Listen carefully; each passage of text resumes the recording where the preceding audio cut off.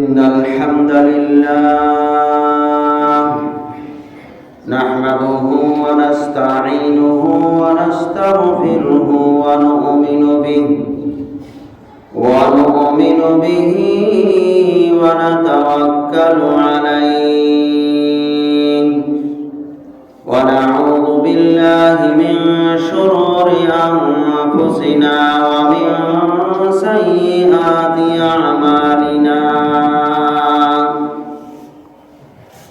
من يهد الله فهو المهتد ومن يضلل فلن تجد له وليا مرشدا أشهد أن لا إله إلا الله وحده لا شريك له وأشهد أن محمدا عبده ورسوله أما بعد فإن خير الحديث كتاب الله وخير الهدي هدي محمد صلى الله عليه وسلم وشر الأمور محدثاتها وكل محدثة بدعة وكل بدعة ضلالة وكل ضلالة في النار.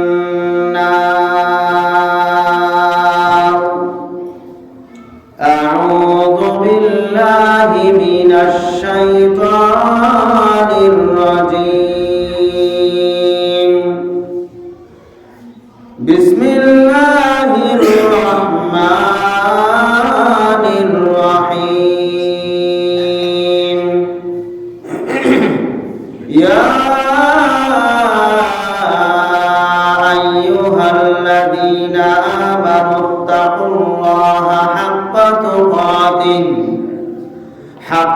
تقاته ولا تموتن إلا وأنتم مسلمون. يا أيها الناس اتقوا ربكم الذي خلقكم من نفس واحدة وخلق منها زوجها وبث منهما رجالا كثيرا ونساء واتقوا الله الذي تساءلون به والأرحام إن الله كان عليكم رقيبا. يا أيها الذين آمنوا اتقوا الله وقولوا قولا سديدا يصلح لكم أعمالكم ويغفر لكم ذنوبكم ومن يطع الله ورسوله فقد فاز فوزا عظيما.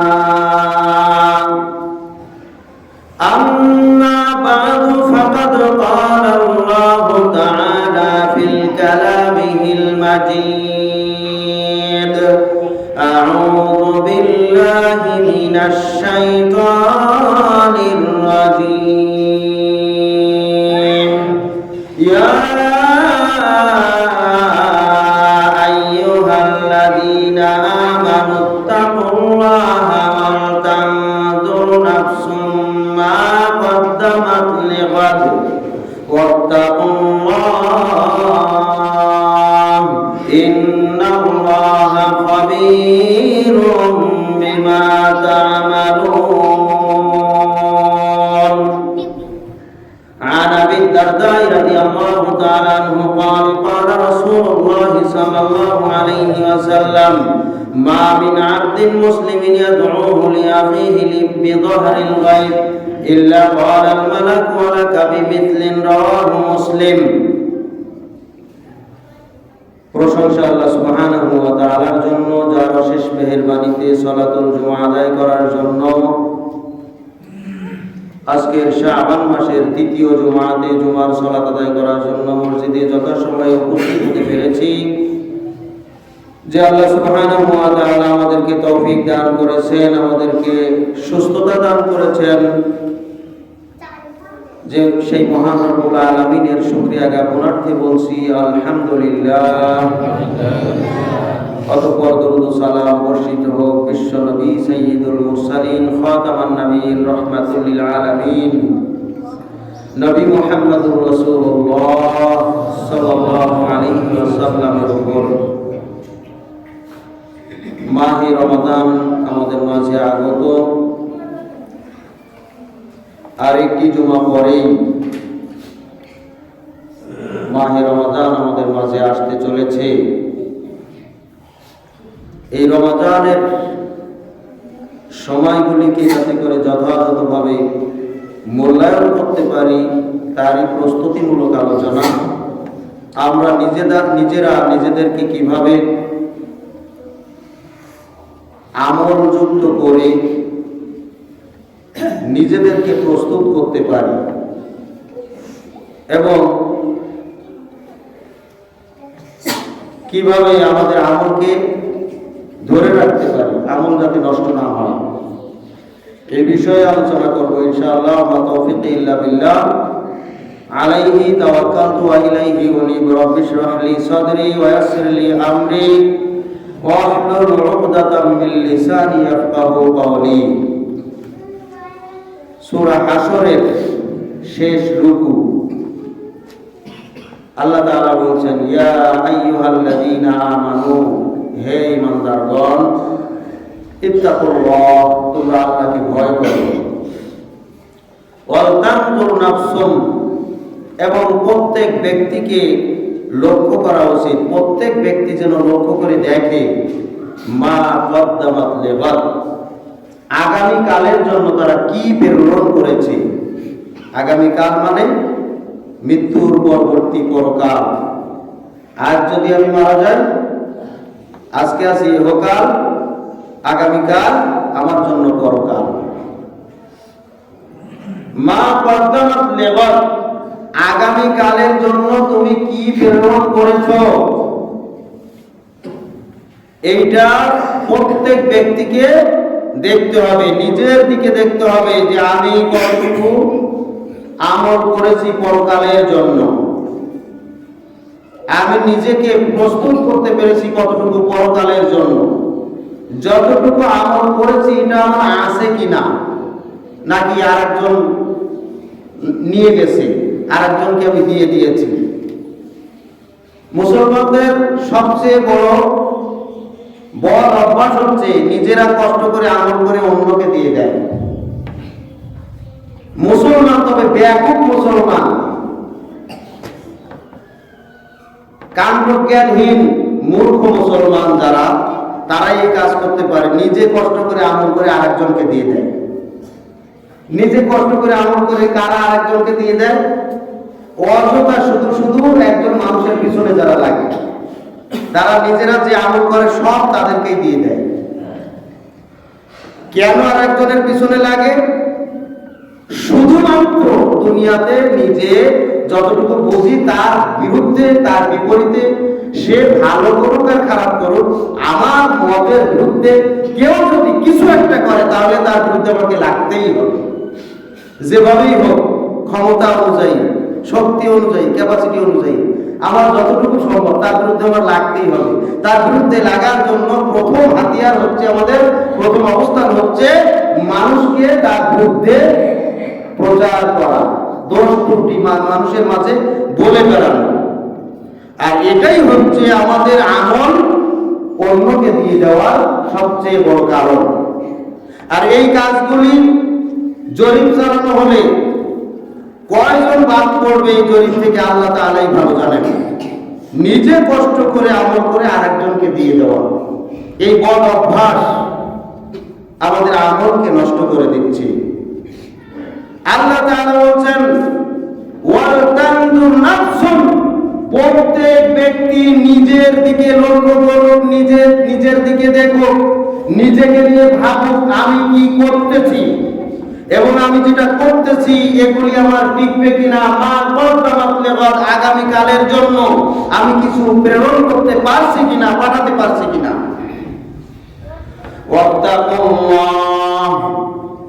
আগেও আল্লাহ তাআলা আল্লাহকে ভয় করার কথা বলেছেন, এই কথা বলার পরেও আল্লাহ তাআলা বলেছেন ওয়াত্তাকুল্লাহ, তোমরা আল্লাহকে ভয় করো।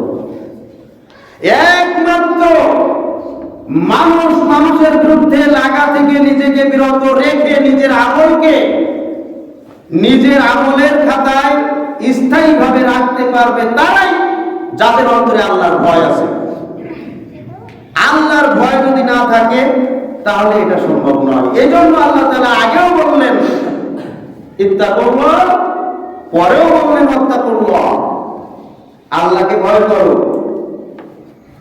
ইন্নাল্লাহা খাবীরুম বিমা তা'মালুন, নিশ্চয় তোমরা যা কিছু করো সব কিছু আল্লাহ তাআলা খুব ভালো করে জানেন, খুব ভালো খবর রাখেন তোমরা কি করো। তোমরা যা কিছু করো সবকিছুর খবর একবারে পুঙ্খানুপুঙ্খ রূপে খবর আল্লাহ তাআলা রাখেন। অতএব তোমরা মনে করছো আমি অমুকের অবসরে কার বিরুদ্ধে করতেছি, গোপনে করতেছি, এটা তো আর সে জানবে না। সে না জানলেও আল্লাহ তাআলা অবশ্যই জানতেছেন তোমার কর্মকাণ্ড, তোমার মন মানসিকতা, তোমার ভিতরের খবর আল্লাহ তাআলা রাখতেছেন। অতএব ফিরে এসো এর থেকে, তোমার নিজের আমলকে ধরে রাখার জন্য নিজের দিকে তাকাও, নিজের মধ্যে কি ভুল ত্রুটি আছে এগুলি সংশোধন করো। প্রত্যেক ব্যক্তি যদি অন্যের দিকে না দেখে, অন্যের দিকে না তাকিয়ে, অন্যের ভুল না ধরে নিজের দিকে তাকায়, তাহলেই তার সংশোধন হওয়ার সুবর্ণ সুযোগ। কিন্তু নিজের মধ্যে অসংখ্য ভুল রয়েছে কিন্তু আর একজনের পিছনে লাগছি, এটা হচ্ছে আমলকে নষ্ট করার সর্বোত্তম এবং সহজ পন্থা, মানে সবচেয়ে উচ্চ পন্থা এবং সহজ পন্থা মানুষ অবলম্বন যেটা করে থাকে।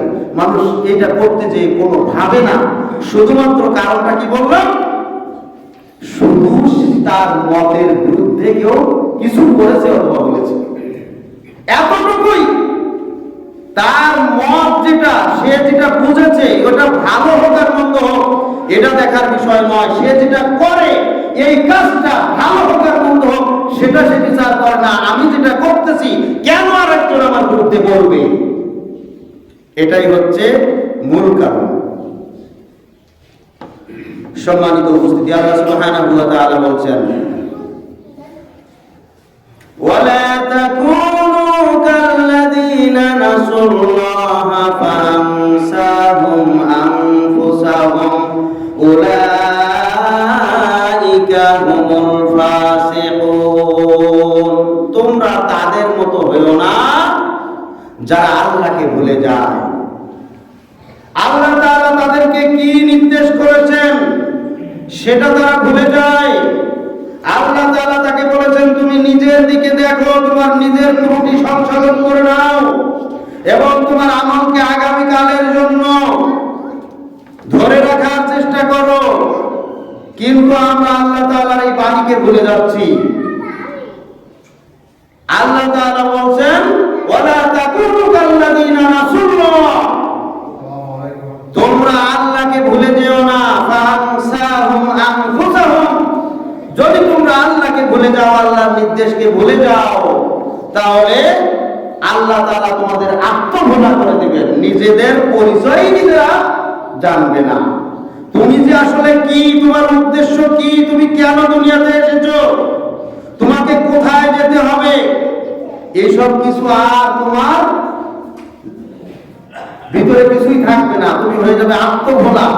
তুমি যে আসলে কি এটাই তুমি জানবে না। আত্মভোলা মানে কি, নিজেকে যে ভুলে যায়, নিজের সম্পর্কে যে কিছুই বোঝে না, জানে না, নিজের ভালো যে বল বোঝে না, নিজের কল্যাণ কিভাবে হয় যেটা বোঝে না, সে নিজে বোঝে না, এই হচ্ছে আত্মভোলা। ফানসাহুম আনফুসাহুম, যদি তোমরা আল্লাহকে ভুলে যাও, আল্লাহ তাআলার নির্দেশকে ভুলে যাও, আল্লাহ তাআলার বাণীকে ভুলে যাও, আল্লাহ তাআলার নির্দেশনাকে ভুলে যাও, তাহলে আল্লাহ তাআলা এর গজব স্বরূপ তোমাদেরকে আত্মভোলা করে দিবেন। তোমরা নিজেরাই নিজেদেরকে ভুলে যাবে, নিজেদের কি করা উচিত, নিজেদের সম্মান মর্যাদা এগুলি কিছুই আর তোমার বোধগম্য থাকবে না, বুঝবে না। অর্থাৎ এরাই হচ্ছে সবচেয়ে বোকা, সবচেয়ে পাগল, কাণ্ড জ্ঞানহীন, যে নিজের পরিচয় জানে না। নিজের পরিচয় জানে না কে? যে কথা বলতে পারে না অথবা যার জ্ঞান নাই, এই তো নিজের পরিচয় জানে না। আল্লাহ তাআলা বলছেন আমি মানুষকে আত্মভোলা করব কখন? যখন সে আমাকে ভুলে যাবে। উলাইকা হুমুল ফাসিকুন, আর এরাই হচ্ছে প্রকৃত পাপাচারী সম্প্রদায়, এরাই হচ্ছে পাপিষ্ঠ লোক, এরাই হচ্ছে ওই সমস্ত লোক যাদেরকে আল্লাহ তাআলা পাপের কারণে জাহান্নামী করে দিবেন। নাউযুবিল্লাহ। লা ইয়াস্তাওয়ি আসহাবুন নারি ওয়া আসহাবুল জান্নাহ, আর এই জাহান্নামী মানুষ এবং জান্নাতি মানুষ দুই শ্রেণীর মানুষ। আল্লাহ তাআলা সমস্ত মানুষদেরকে দুই শ্রেণীতে বিভক্ত করবেন। যারা ফাসিক, পাপাচারী সম্প্রদায়, পাপিষ্ঠ সম্প্রদায়, যারা দুনিয়াতে নিজেদেরকে ভুলে গিয়েছিল, আল্লাহকে ভোলার কারণে নিজের পরিচয় পর্যন্ত ভুলে গিয়েছিল, নিজের অস্তিত্বকে টিকিয়ে রাখতে পারে নাই, আত্মভোলা হয়ে গিয়েছিল, এই সমস্ত পাপিষ্ঠরা হবে জাহান্নামী।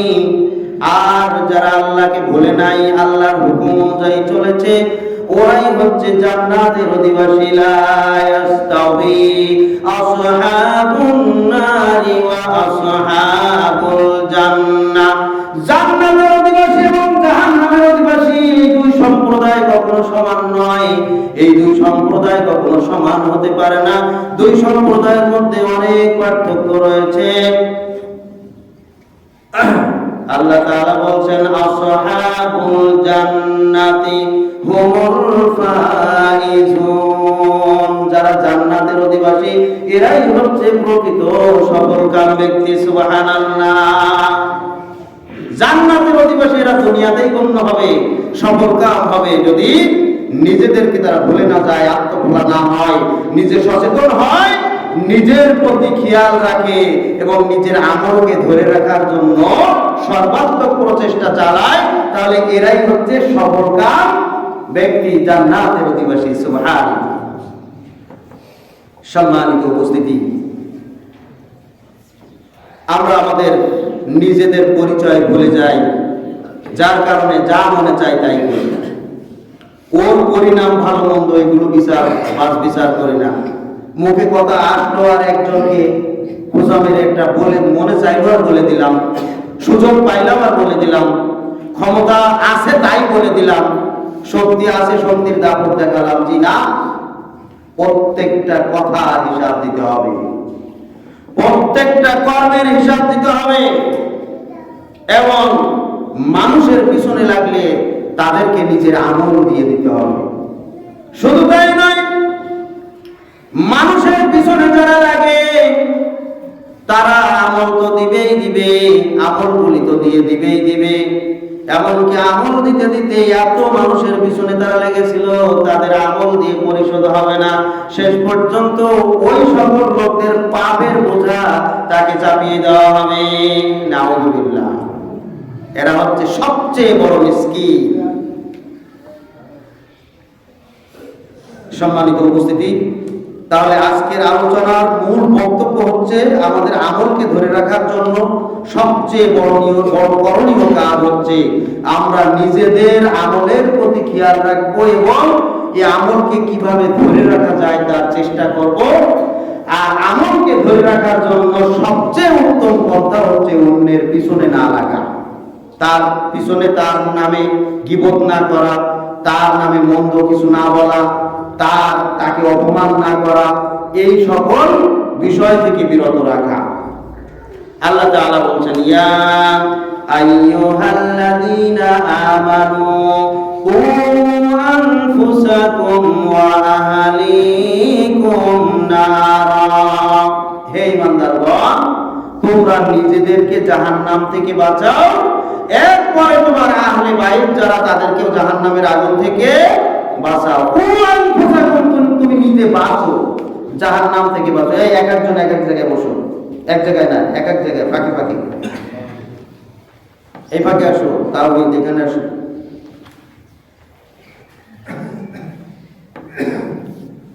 এই সাবির ওই পাশে যাও।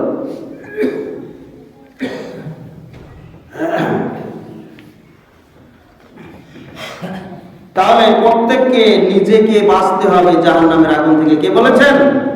আল্লাহ তাআলা বলেছেন সূরা তাহরীমের 6 নম্বর আয়াত, তুমি নিজেকে জাহান্নামের আগুন থেকে বাঁচাও। এটাই হচ্ছে সবচেয়ে বড় লক্ষ্য, উদ্দেশ্য হবে তুমি নিজে কিভাবে জাহান্নামের আগুন থেকে বাঁচবে, এই চেষ্টা হবে আগে। নিজে আমি কোন পথে আছি নিজেকে দেখলাম না, শুধু আরেকজনের পিছনে, মানুষের পিছনে লেগে রয়েছে।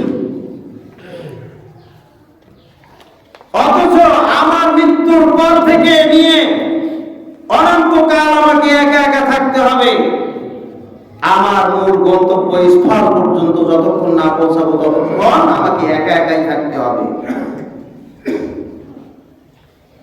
আল্লাহ তাআলার দরবারে আমাকে একা একা উপস্থিত হতে হবে, কবরে আমাকে একা একাই যেতে হবে, কেউ আমার সাথে যাবে না। আজকে আমি যাদের সাথে চলছি, যাদের জন্য পরিশ্রম করতেছি, যাদের জন্য আমি রাত দিন আমার সময়কে কাজে লাগাচ্ছি, এরা কেউ আমার কবরে যাবে না, আমাকে একা একা যেতে হবে। মৃত্যুর পরে আমার সবকিছু আমি একা হয়ে যাব। এজন্য আল্লাহ তাআলা বলছেন তুমি নিজেকে বাঁচাও, নিজের জন্য করো, নিজের জন্য আমলকে ঠিক রাখো। অসংখ্য জায়গায় এই ধরনের কথা বলেছেন আল্লাহ তাআলা। কিয়ামতের মাঠে আল্লাহ তাআলার দরবারে নিজেকে একা একা উঠতে হবে, কেউ রক্ষা পাবে না। মনে করতেছেন কোটি কোটি মানুষ, এই কোটি কোটি মানুষের মধ্যে আমি কোন রকমের ভাগ্যকর দিয়ে পার পেয়ে যাব, জি না। আল্লাহ তাআলা কি বলছেন শুনেন, সূরা মারইয়ামের 93 নম্বর আয়াত, ইন কুল্লু মান ফিস সামাওয়াতি ওয়াল আরদি ইল্লা আতির রাহমানি আবদা। আসমান এবং জমিনের ভিতরে যত মানুষ রয়েছে, এই জমিনে যত মানুষ রয়েছে, সমস্ত মানুষদেরকে আল্লাহর দরবারে উঠতে হবে তার বান্দা রূপে। প্রত্যেকেই তার বান্দা রূপে আল্লাহর সামনে উপস্থিত হবে। লাকাদ আহসাহুম ওয়া আদ্দাহুম আদ্দা, সমস্ত মানুষদেরকে আল্লাহ তাআলা পরিবেষ্টন করে রেখেছেন। সবাই আল্লাহ তাআলার আয়ত্তাধীন, কেউ আল্লাহ তাআলার এই সীমার বাইরে নেই, সীমারেখার বাইরে নাই, তার আয়ত্তের বাইরে নাই। সবাই আল্লাহ তাআলার আয়ত্তে রয়েছে। ঘুড়ি যখন আকাশে ওড়ে, সুতা থাকে মানুষের হাতে, ঘুড়ি যত উপরে উঠুক না কেন, সুতা ধরে টান দিলে আবার কাছেই আসতে হবে। আল্লাহ তাআলা তো আমাদেরকে দুনিয়াতে ছেড়ে দিয়েছেন, কিন্তু সুতা সেই নাটি কি বলে নাটাই কার হাতে? আল্লাহর হাতে। আস্তে করে খালি টান দিবেন, তার কাছে যেতে হবে। আল্লাহ তাআলা সমস্ত মানুষদেরকে পরিবেষ্টন করে রেখেছেন এবং সবাইকে গুণে গুণে রেখেছেন। আল্লাহ তাআলা সবার হিসাব একেবারে পুঙ্খানুপুঙ্খ রূপে রেখেছেন, কেউ এর থেকে পার পাবে না। আল্লাহ তাআলার হিসাব কেমন দেখেন, আমরা সাধারণত যদি একটা গাছ লাগাই, গাছে নতুন প্রথম বছরে যখন আম ধরে, হয়তো 2টা 5টা ধরে, সবাই গুনে রাখি, অথবা আমার ছেলে মেয়ে গুনে রাখে, বাড়ির দাদা দাদি গুনে রাখে, ফল 5টা হয়েছে, 10টা ধরেছে, 20টা ধরেছে। গাছ যখন বড় হয়ে যায় তখন আর গুনার সুযোগ থাকে না। ছোট গাছ যখন হয় তখন গুনে রাখে, কিন্তু ওই গাছের পাতা কি কেউ গুনে রাখে? আর আল্লাহ তাআলা তার এই জমিনের একটা ছোট্ট গাছ নয়, একটা বড় গাছ নয়, একটা গাছ নয়, দুইটা গাছ নয়, এক বাড়ির গাছ নয়, এক গ্রামের গাছ নয়, সারা বিশ্বের যত গাছ আছে সমস্ত গাছের শুধু ফল নয়, পাতা পর্যন্ত হিসাব আল্লাহ তাআলা রেখে দিয়েছেন এবং সকল পাতার খবর রাখেন। সুবহানাল্লাহ। শুধু তাই নয়, একটা গাছ থেকে যখন একটা পাতা ঝরে পড়ে, পাতা যখন সবুজ বরণ থেকে লাল বরণ ধারণ করে, তখন ওই পাতাটা গাছ থেকে যখন ঝরে নিচে পড়ে, আল্লাহ তাআলা বলছেন ওয়া ইয়ালামু মা ফিল বাররি ওয়াল বাহর, জলে এবং স্থলে যা কিছু রয়েছে আল্লাহ তাআলা সব কিছুর খবর তো রাখেনি। ওয়া মা তাসকুতু মিন ওয়ারাকাতিন ইল্লা ইয়ালামুহা, একটা গাছ থেকে যখন পাতা ঝরে পড়ে, এই পাতাটা কখন কিভাবে ঝরে পড়তেছে সেটাও আল্লাহ তাআলা আসমান আরশে আজিম থেকে জানেন, খবর রাখেন। আল্লাহর অজ্ঞাত সারে, আল্লাহর অজানায় ওই পাতাটা ঝরে না। সুবহানাল্লাহ। আল্লাহ তাআলা হচ্ছেন এমন ক্ষমতাবান। তাহলে পাতার দাম বেশি না মানুষের দাম বেশি? সুবহানাল্লাহ। সূরা নামের 59 নম্বর আয়াত, ওয়া মা তাসকুতু মিন ওয়ারাকাতিন ইল্লা ইয়ালামুহা, গাছ থেকে একটা পাতা যখন ঝরে পড়ে তার খবর আল্লাহ তাআলা রাখেন। পাতার সংখ্যা কত এটা কোনো মানুষ বের করতে পারবে? সুবহানাল্লাহ। আল্লাহ তাআলা বলছেন ওয়া কুল্লুহুম আতিহি ইয়াওমাল কিয়ামাতি ফারদা, কিয়ামতের ময়দানে প্রত্যেক ব্যক্তিকে একজন একজন করে আল্লাহর সামনে উপস্থিত করা হবে। দুইজনকে একত্রিত ভাবে না, 100 জনকে একত্রিত করে না, এক দলকে একত্রিত করে না, একজনকে আল্লাহর সামনে উপস্থিত হতে হবে। সুবহানাল্লাহ। সূরা মারিয়ামের 95 নম্বর আয়াত। সুতরাং আল্লাহর সামনে উপস্থিত হওয়া থেকে কেউ রক্ষা পাবে না, উপস্থিত হতেই হবে। অতএব নিজেকে প্রস্তুত করতে হবে কিভাবে আমি আল্লাহর সামনে উপস্থিত হতে চাই। সুবহানাল্লাহ। আজকে আমরা সেই আল্লাহকে ভুলে গেছি, এই জন্যই মনে যা চাই তাই করি, যেভাবে ইচ্ছা সেভাবে চলি, যেভাবে ভালো মনে করি সেভাবে চলি, যেভাবে বুঝেছি এটা ভালো সেভাবে চলি, যাচাই বাছাই করার চেষ্টা করি না কিভাবে চললে, কিভাবে করলে, কোন কাজ করলে আমি পরকালে মুক্তি পাবো, আমার আমলকে টিকিয়ে রাখতে পারবো, এই চিন্তা বা বিচার করারই প্রয়োজন মনে করি না। নাউযুবিল্লাহ। সম্মানিত উপস্থিতি, আল্লাহ সুবহানাহু ওয়া তাআলা বলছেন فَأَمَّا مَنْ طَغَى وَآثَرَ الْحَيَاةَ الدُّنْيَا فَإِنَّ الْجَحِيمَ هِيَ الْمَأْوَى, অতঃপর যারা সীমা লঙ্ঘন করে এবং ওয়াআথারাল হায়াতাদ দুনিয়া, দুনিয়াটাকেই বেশি প্রাধান্য দেয়, অর্থাৎ দুনিয়ায় যা বোঝে তাই করে, মন যা চায় তাই করে, দুনিয়ায় তার যশ খ্যাতির দরকার, দুনিয়ায় তার সঙ্গী সাথী দরকার, দুনিয়ায় তার ভালো আনন্দ ফুর্তিতে চলা দরকার, এই জন্য যা করা দরকার তাই করছে, পরকালকে তার প্রয়োজন নাই। ওয়াআথারাল হায়াতাদ দুনিয়া, দুনিয়াটাকেই প্রাধান্য দেয়। ফাইন্নাল জাহিমা হিয়াল মাওয়া, এই ধরনের মন মানসিকতা, এই ধরনের কর্মে যারা লিপ্ত, এদের ঠিকানাই হচ্ছে জাহান্নাম। নাউযুবিল্লাহ। ওয়া আম্মা মান খাফা মাকামা রাব্বি, আর যারা তার রবের সামনে দাঁড়াতে হবে, একজন করে আল্লাহর সামনে উপস্থিত হতে হবে, কোন ব্যক্তিকে পার রেহাই দেওয়া হবে না, প্রত্যেককে উপস্থিত করা হবে আল্লাহর সামনে। আমি কিভাবে নিজেকে ইমানদার হিসাবে উপস্থিত করতে পারবো, এই ভয় যাদের অন্তরে রয়েছে, এই ভয়ে ওয়ানাহান নাফসা আনিল হাওয়া, যাবতীয় প্রকার অন্যায় কাজ থেকে, পাপ থেকে নিজের প্রবৃত্তিকে, নিজের এই মনকে, খাহেসাতকে বিরত রাখে, দূরে রাখে। মন মতো চায় না, মন যা চাচ্ছে তাই করে না, বরং আল্লাহর হুকুম অনুযায়ী নিজের এই অন্তরকে পরিচালিত করে। সুবহানাল্লাহ। ফাইনাল জান্নাতা হিয়াল মাওয়া, এই ধরনের মন যারা তৈরি করতে পেরেছে, মন যাদের তৈরি হয়ে গেছে, আল্লাহর সামনে আমাকে অবশ্যই উপস্থিত হতে হবে এবং তার কাছে জবাবদিহি করতে হবে। আমি যেন ওই রবের সামনে নিজের ঈমান নিয়ে উপস্থিত হতে পারি, নিজের আমল যেন পরিপূর্ণ ঠিক রেখে উপস্থিত হতে পারি। এই ভয় যাদের অন্তরে রয়েছে, এই ভয় নিয়ে যারা আমল করে, এই ভয় নিয়ে যারা অন্যায় থেকে নিজেকে বিরত রাখতে পেরেছে, এরাই জান্নাতের অধিবাসী, এদের ঠিকানা জান্নাত। সুবহানাল্লাহ। সম্মানিত উপস্থিতি, এজন্য সাহাবীদের আমল ছিল কিভাবে জান্নাত পাওয়া যায়, কিভাবে নিজের আমলকে ঠিক রাখা যায়। একদা আবু হুরায়রা রাদিয়াল্লাহু তাআলা বলছেন, আন্না আরাবিয়ান, একজন আরব লোক, গ্রাম্য লোক, বেদুইন লোক, আতান নবী সাল্লাল্লাহু আলাইহি ওয়াসাল্লাম, নবী সাল্লাল্লাহু আলাইহি ওয়াসাল্লামের নিকটে আসলেন। ফাকাল দুল্লানি আলা আমালিন ইযা আমালতুহু দাখালতুল জান্নাহ।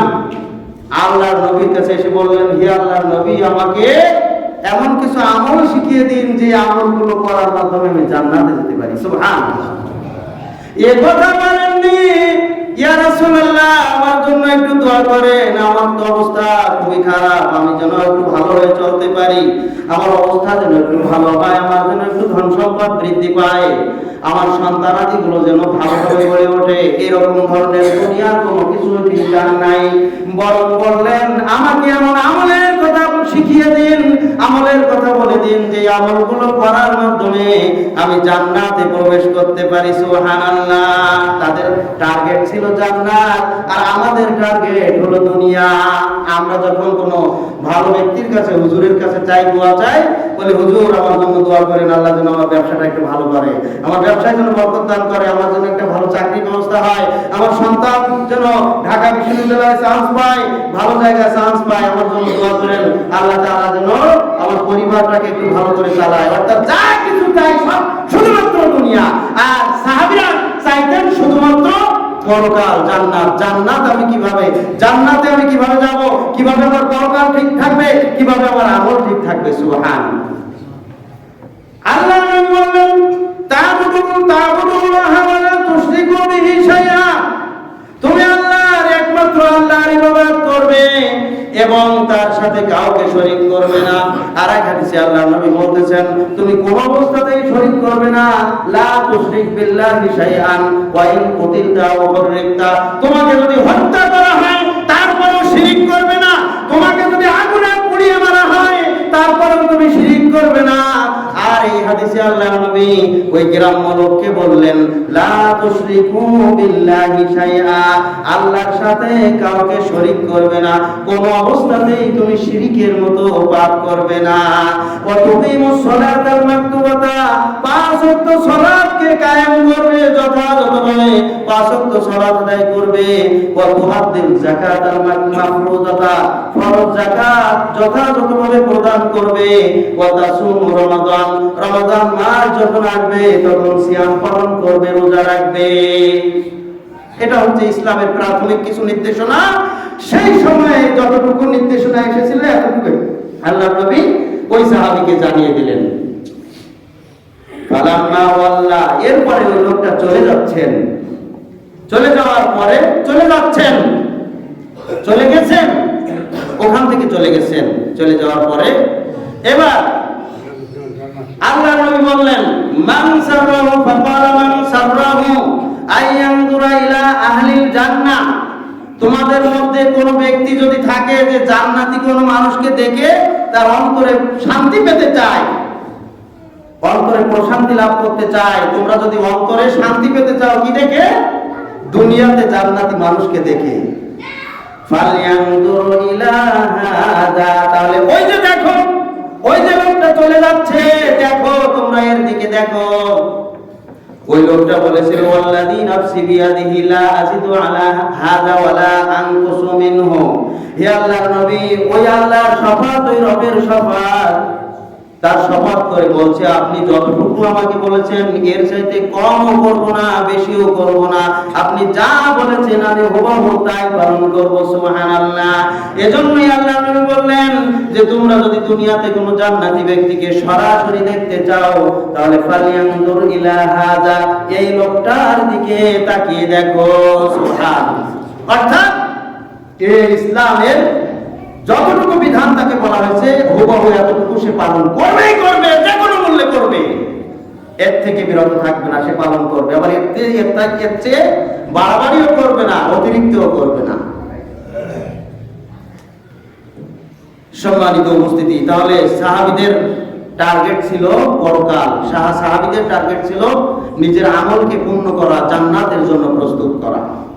এবং নিজের দিকে তাকানো কাকে বলে আরেকটি দৃষ্টান্ত দিচ্ছি। আমি যে বলছিলাম ওমরের কথা, নিজের আমলকে কিভাবে ঠিক রাখা যায়, তার জন্য কতটুকু সতর্ক হওয়া দরকার, এটা তুলে ধরার চেষ্টা করছি। ওমর রাদিয়াল্লাহু তাআলা আনহু আহত হয়েছেন মৃত্যুর পূর্ব মুহূর্তে, শায়িত অবস্থায় আছেন, চিকিৎসক তার পাশে আছে, তাকে একটু দুধ পান করানো হলো। তার পাঁজরের ক্ষত স্থান থেকে এই দুধগুলো সব বের হয়ে আসলো, পেটে দাঁড়াচ্ছে না, তাকে আহত করা হলো। চিকিৎসক বললেন যে হে খলিফাতুল মুসলিমিন ওমর ইবনুল খাত্তাব, আপনার সময় আর বেশি বাকি নাই, কারণ খাদ্য আপনার পেটে যদি না দাঁড়ায় তাহলে আর কতক্ষণ বাঁচবেন। সুতরাং আপনি আপনার যা বলার আছে, যা ওসিয়াত আছে এগুলো করে ফেলেন। ওমর রাদিয়াল্লাহু তাআলা আনহু তার সন্তান আব্দুল্লাহ ইবনে ওমর, আব্দুল্লাহকে ডাক দিয়ে বললেন যে হে আব্দুল্লাহ, তুমি একটু তাড়াতাড়ি যাও, হুযায়ফাকে খবর দাও, হুযায়ফা যেন আমার পাশে আসে, আমার নিকটে আসে। হুযায়ফাকে খবর দেওয়া হলো। হুযায়ফা রাদিয়াল্লাহু তাআলা আনহু ওমরের পাশে আসলেন। হুযায়ফা এমন একজন সাহাবী যাকে আল্লাহ রাসূল জীবিত থাকা অবস্থায় হুযায়ফাকে একটা মুনাফিকদের তালিকা জানিয়ে গিয়েছিলেন, কিছু নাম জানিয়ে গিয়েছিলেন যেগুলি একমাত্র হুযায়ফা জানতেন, অন্য কেউ জানতেন না। তবে এটা সাহাবীরা কিছু কিছু বুঝতেন কিভাবে, দেখতেন হুযায়ফা কারো জানাজায় শরীক হয় কিনা। জানাজায় শরীক হলে বুঝতেন ওই তালিকায় তার নাম নাই, আর জানাজায় হুযায়ফা শরীক না হলে বুঝতেন এই লোকটা মুনাফিক। অধিকাংশ সাহাবীরা তার জানাজায় শরীক হতেন না, মুনাফিকের জানাজা পড়তেন না।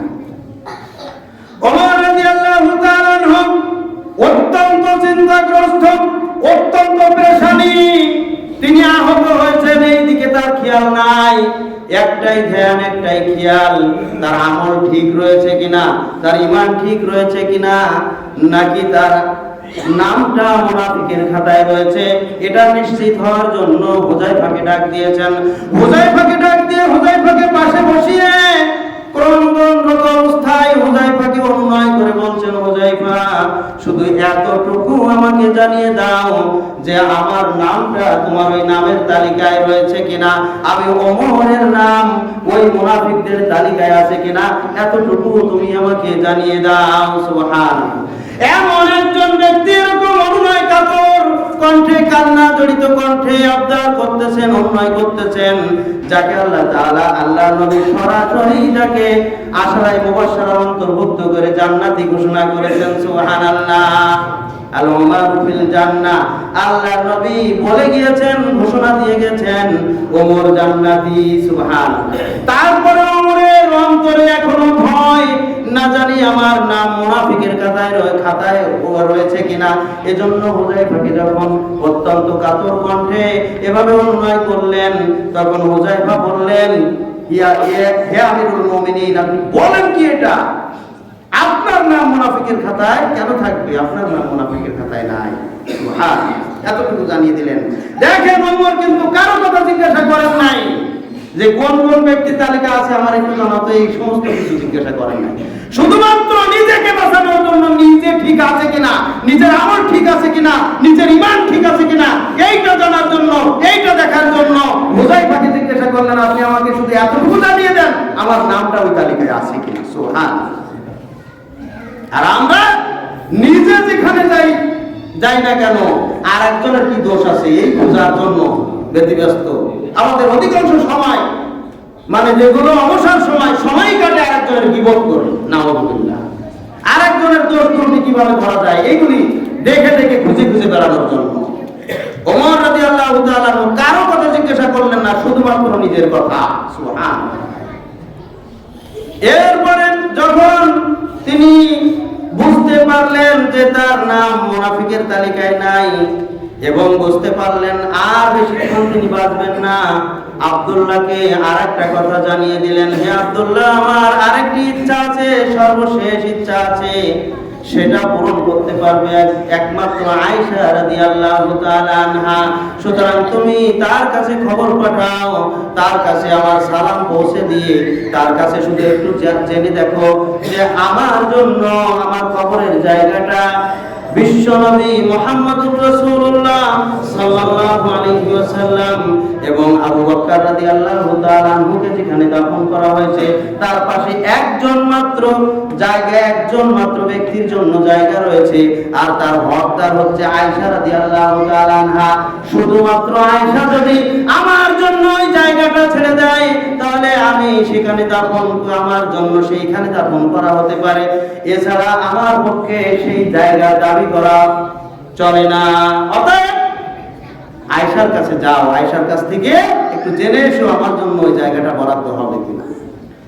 আয়েশা রাদিয়াল্লাহু তাআলা আনহাকে যখন জানানো হলো, তিনি অনুমতি দিয়ে দিলেন, নিজের জন্যই ত্যাগটুকু করে দিলেন। ওমরের সম্মানের দিকে তাকিয়ে, ওমরের মর্যাদার দিকে তাকিয়ে আয়েশা রাদিয়াল্লাহু তাআলা আনহা জায়গাটা ওমরের জন্য ছেড়ে দিলেন এবং তিনি জানিয়ে দিলেন, যাও ওমরকে এই সুসংবাদ জানিয়ে দাও। আব্দুল্লাহ বিন ওমরকে এই সুসংবাদ দেওয়ার পরে তিনি আল্লাহর শুকরিয়া আদায় করলেন, আর কোন চাওয়া আমার নাই। তারপরেও সর্বশেষ ওসিয়ত করলেন ওমর, সর্বশেষ ওসিয়ত করছেন, হে আব্দুল্লাহ, আমি যখন মৃত্যুবরণ করব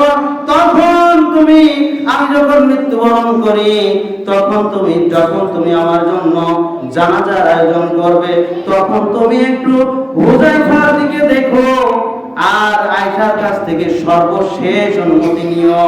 কারণ আয়েশা আজকের আমি জীবিত আছি এই জন্য হয়তো অনুমতি দিছে, মৃত্যুর পরেও অনুমতি দিবে কিনা এটাও সর্বশেষ জেনে নিও। আর আমার যখন জানাজা হয় এই জানাজার সময় তুমি অন্য কোনো দিকে নজর নয়, একজনের দিকে ভালো করে নজর রাখবে, সেটা হচ্ছে হুযায়ফার দিকে খেয়াল রাখবে। আর তুমি দেখবে হুযায়ফা আমার জানাজার জন্য প্রস্তুত আছে কিনা, আমার জানাজায় শরীক হচ্ছে কিনা।